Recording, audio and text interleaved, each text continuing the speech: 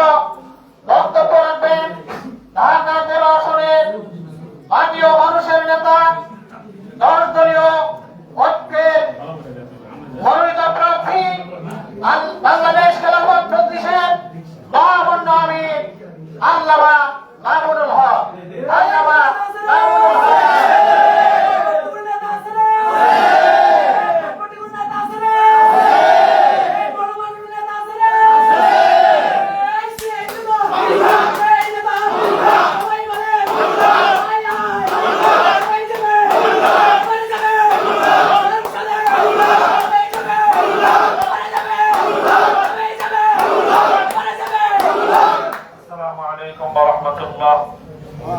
الحمد لله رب العالمين والصلاة والسلام على سيد الأنبياء والمرسلين وعلى آله وأصحابه أجمعين। সম্মানিত এলাকাবাসী, ঢাকা 13 মোহাম্মদপুর আদাবর শেরেবাংলা নগর এই নির্বাচনী আসনের বিভিন্ন পর্যায়ের এলাকাবাসী, বয়োজ্যেষ্ঠ আমার মুরব্বী সাহেবান, আলহামদুলিল্লাহ বাংলাদেশের একটি ঐতিহাসিক প্রেক্ষাপটে দেশের মানুষের বিগত ফ্যাসিবাদী জুলুমতন্ত্র, লুটপাট এবং দুর্নীতির রাজনীতির বিরুদ্ধে গণ আকাঙ্ক্ষা এবং গণ অভিপ্রায়ের ভিত্তিতে এবং জুলাই বিপ্লবের স্পিরিটকে ধারণ করে বাংলাদেশের দেশপ্রেমিক ও ইসলামী শক্তির যে ঐতিহাসিক একটি ঐক্য সূচিত হয়েছে। ঐতিহ্যবাহী 10টি রাজনৈতিক দলের নির্বাচনী সেই ঐক্যের পক্ষ থেকে বাংলাদেশ খেলাফত মজলিসের মনোনয়নে ঢাকা 13 আসনে আমি বাংলাদেশ খেলাফত মজলিসের পক্ষ থেকে 10 দলীয় নির্বাচনী ঐক্যের সমর্থনে রিকশা প্রতীক নিয়ে নির্বাচনে আমি অবতীর্ণ হয়েছি। আলহামদুলিল্লাহ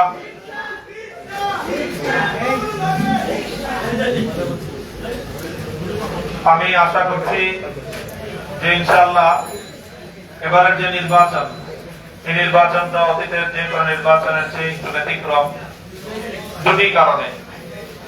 প্রথমত হলো সংসদ নির্বাচন তো 5 বছর পর পর আসে, কিন্তু দেশের মৌলিক রাজনৈতিক ব্যবস্থার পরিবর্তনের নির্বাচন 50 বছরেও একবার আসাটা ভাগ্যের ব্যাপার।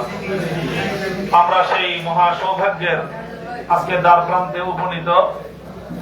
প্রায় 1.5 হাজারের বেশি বাংলার তাজা প্রাণ দামাল সন্তানেরা বাংলাদেশের মুক্তিযুদ্ধে যেভাবে বীর মুক্তিযোদ্ধারা রক্ত দিয়েছিল, জীবন দিয়েছিল, জুলুম এবং শোষণার স্বৈরতন্ত্রের মোকাবেলায় ঠিক একই কায়দায় 2024 সালেও জুলাই যোদ্ধারা অকাতরে জীবন দিয়েছে।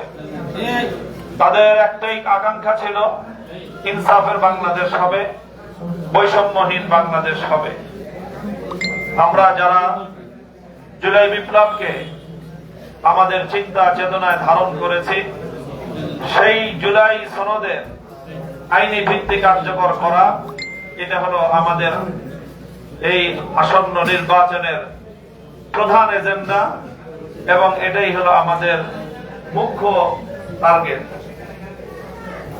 আমি সকল রাজনৈতিক দল এবং মতকে আহ্বান জানাই, বিশেষ করে যারা জুলাইকে ধারণ করেন, যারা জুলাইয়ের পরিবর্তনকে ধারণ করেন, যারা বিগত স্বৈরতন্ত্রের বিরুদ্ধে যাদের জান মাল দিয়েছেন, যারা অসংখ্য নেতা কর্মী শাহাদাত বরণ করেছেন, অসংখ্য বাংলাদেশের মানুষ বিগত স্বৈরতন্ত্রে নিগৃহীত গুম খুনের শিকার হয়েছে। সেই অবস্থা থেকে পরিবর্তন এনে দিয়েছে আমাদেরকে জুলাই বিপ্লব। সুতরাং যারা যারা জুলাই বিপ্লবের অংশীজন, তাদের সকলকে অন্তত শহীদের রক্তের প্রতি ন্যূনতম শ্রদ্ধাবোধ যদি থাকে, তাহলে সকলকেই জুলাই সনদের আইনি ভিত্তি কার্যকর করার জন্য আয়োজিত গণভোটে হায়ের পক্ষে থাকতে হবে। কেউ যদি নিজের সন্তানের রক্তের সঙ্গে গাদ্দারি করতে চায়, কেউ যদি বাংলাদেশের জুলাই জুলাইয়ে ১৫০০ বাংলার দামাল সন্তান স্কুল, কলেজ, ইউনিভার্সিটি, মাদ্রাসা, নিষ্পাপ মাসুম বাচ্চাদের রক্তের সঙ্গে যদি কেউ গাদ্দারি করতে চায়, সেই কেবলমাত্র গণভোটের বিপক্ষে অবস্থান গ্রহণ করতে পারে। কেউ যদি বাংলাদেশের ৭১-এর মহান মুক্তিযুদ্ধের চেতনায় বাংলাদেশকে গড়তে চায়, তাহলে তাকে অবশ্যই গণভোটে হায়ের পক্ষে অবস্থান নিতে হবে। কেউ যদি মুক্তিযুদ্ধের সঙ্গে গাদ্দারি করতে চায়, তার পক্ষেই কেবলমাত্র না ভোটের পক্ষে ক্যাম্পেইন করা সম্ভব। সর্বোপরি কেউ যদি ন্যূনতম সততার পরিচয় দিতে চায়, তাহলে তাকে অবশ্যই সে জনসম্মুখে যা বলবে, মিডিয়ার সামনে যা বলবে, তার নেতা কর্মীদেরকেও মাঠে ময়দানে সেই কথার পক্ষেই কাজ করতে হবে। আল্লাহ না করুন যদি এমন কেউ হয় যে সামনাসামনি মিডিয়ার সামনে, বিশ্ববাসীর সামনে গণভোটে হায়ের পক্ষে বলবে, জুলাই বিপ্লবের পক্ষে বলবে, আর তলে তলে নেতা কর্মীদেরকে লাগিয়ে দিবে নায়ের পক্ষে ক্যাম্পেইন করার জন্য। আল্লাহ না করুন, আল্লাহ না করুন, এইরকম ভয়ঙ্কর কোন বিষয় যদি বাংলাদেশে সংগঠিত হয়, এর চেয়ে বড় মুনাফিকি আর কিছুই হতে পারে না।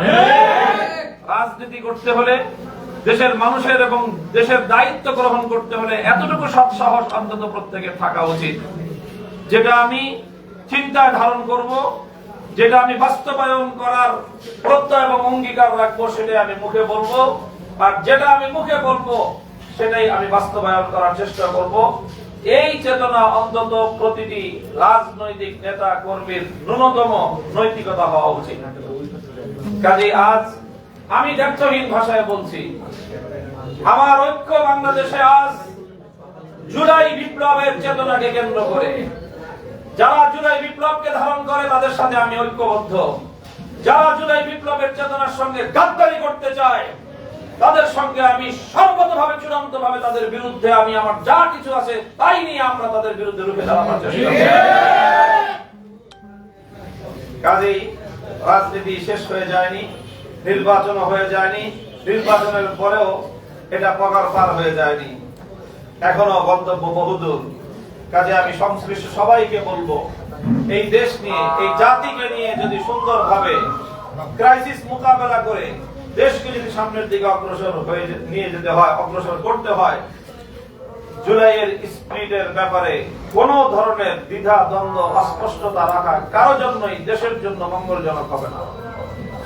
দ্বিতীয় বিষয় হলো যে বাংলাদেশের মানুষ আজ একটি ঐতিহাসিক একটি মাহেন্দ্রক্ষণে উপস্থিত, যেই সময়ে মানুষ একটা পরিবর্তনের পক্ষে গণজোয়ার তৈরি হয়েছে।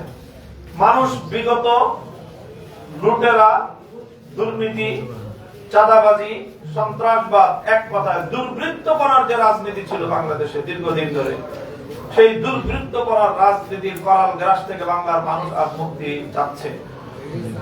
মানুষের মধ্যে যে অভিপ্রায় তৈরি হয়েছে, আজ না হয় কাল বাংলাদেশ থেকে এই দুর্বৃত্ত করার রাজনীতি ইনশাআল্লাহ উৎখাত হবে।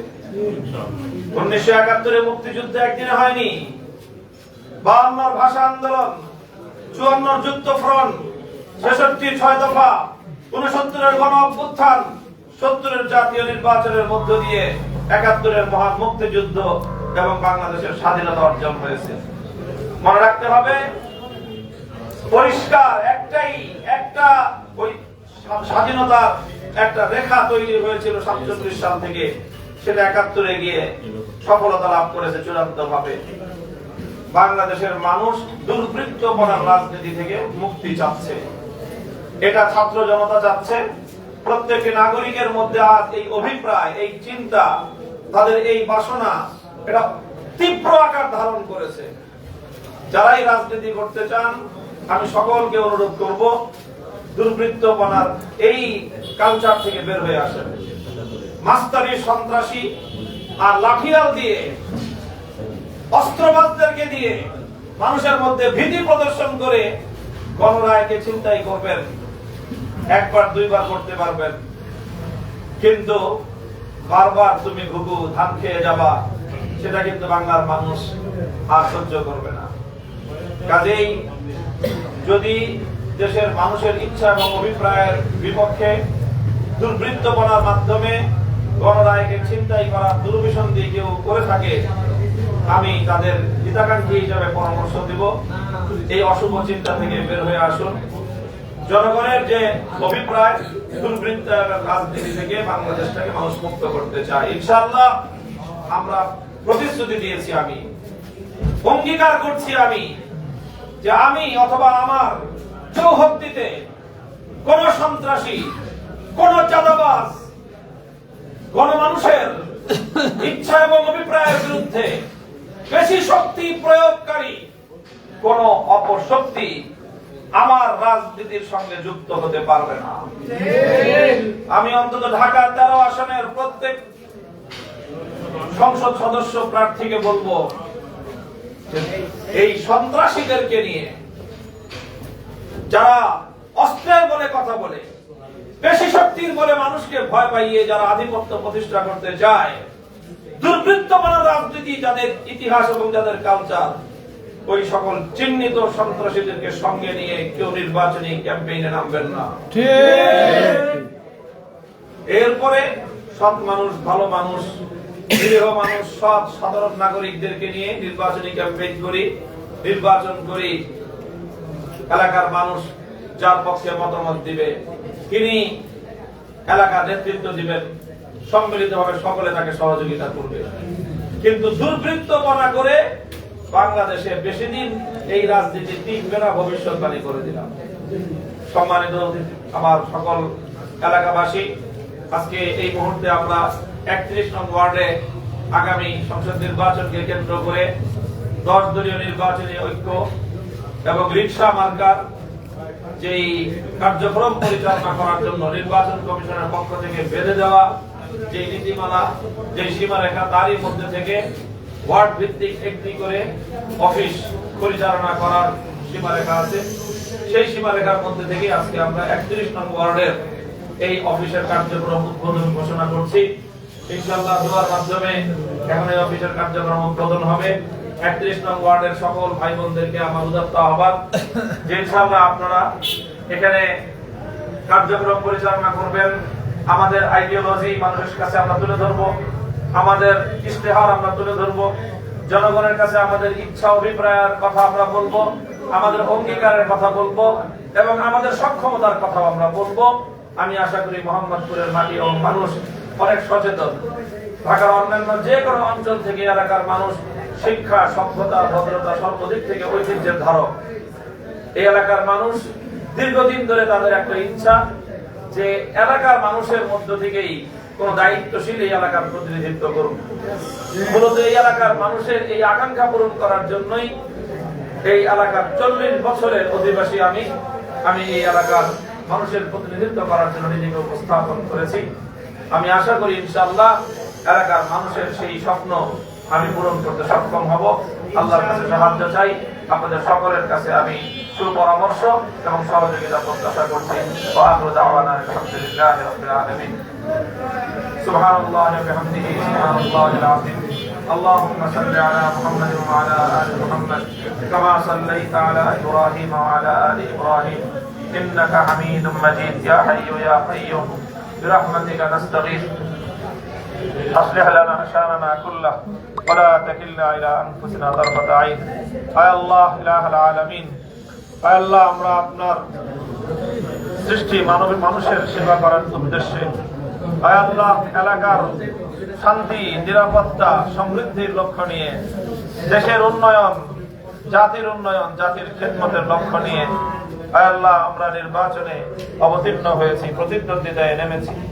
আয় আল্লাহ আপনার সাহায্যকে আমাদের সঙ্গী করে দিন। আয় আল্লাহ এলাকার জন্য যার দ্বারা উপকার হবে, কল্যাণ হবে, আয় আল্লাহ যিনি মানুষের কল্যাণ করতে পারবেন, দেশের কল্যাণ করতে পারবেন, ইসলামের কল্যাণ করতে পারবেন, এমন ব্যক্তিবর্গকেই সারা দেশে আল্লাহ আপনি নির্বাচিত করার ব্যবস্থা করে দিন।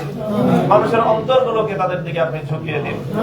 ইলাহুল আলামিন, আমরা 31 নম্বর ওয়ার্ডের এই কার্যালয় উদ্বোধন করলাম। আল্লাহ আপনি এটাকে নিরাপত্তার চাদরে ঢেকে রাখেন। আল্লাহ এলাকার মানুষকে আপনি শান্তিতে রাখেন, এই এলাকার উপরে খাস রহমত নাযিল করেন। রব্বানা তাকাব্বাল মিন্না ইন্নাকা আনতাস সামিউল আলিম ওয়া তুব আলাইনা ইন্নাকা আনতাত তাওয়াবুর রহিম। سبحان ربك رب العزة عما يصفون وسلام على المرسلين والحمد لله رب العالمين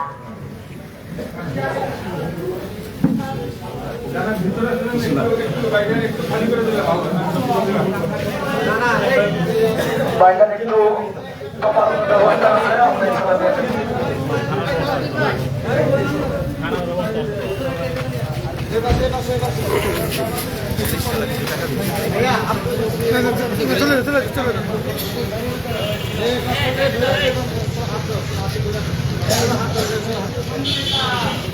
ভাই